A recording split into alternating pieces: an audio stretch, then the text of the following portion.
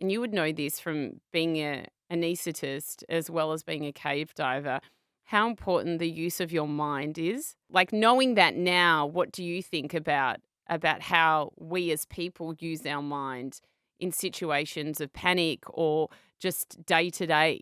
Oh, it's enormously important, especially in a crisis situation like that. And as I mentioned, I've always been a little bit interested in survival, or particularly, why do some people survive and some people Yeah. don't when they're thrust into the same situation. And the classic example is the lifeboat.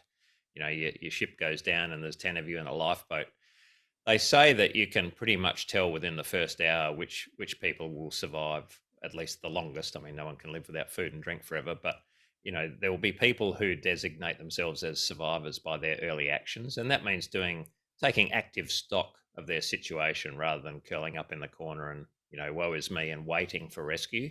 They actually make plans to live, and that means taking inventory of what they've got in the life raft. And okay, we need to ration what we've got, or we need to start trying to catch fish, or we need to be prepared to signal, and that sort of stuff, which shows that their mindset is one of survival, not Mm.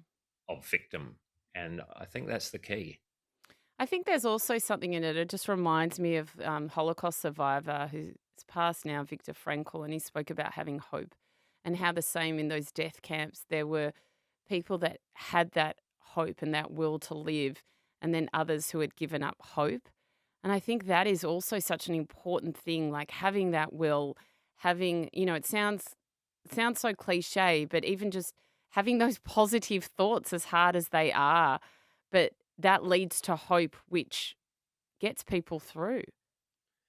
And there's a definite relationship between attitude and survival, or maybe not even attitude, but looking after yourself mentally as well as physically. For Yes. example, I know that if I've worked lots of long shifts and I'm very tired, you get run down, you're definitely more susceptible to getting colds and coughs and flus and things. So that's a simple example of how looking after your well-being mentally and has a direct effect on your immune system, for example. And whilst, back to the lifeboat example, you can't eke out more than a few days Yeah, without water, however positive you are. You've got to get to the limits before you can hope to push them. And exactly. clearly, some people will die before they get to that physical limitation of survival. And unfortunately, we see this a bit in diving fatalities where people will die with air in their tanks. I mean, I'd like to think that I will continue to solve problems until at least I'm taking my last breath underwater if I got stuck, but once that panic rises, you can die from panic alone. There's no Can you? question. Yeah, I mean, you lose all rational thought. People will spit their regulator out. They'll do things that are not Yes. conducive with survival if the stresses are sufficient. So you have to maintain that.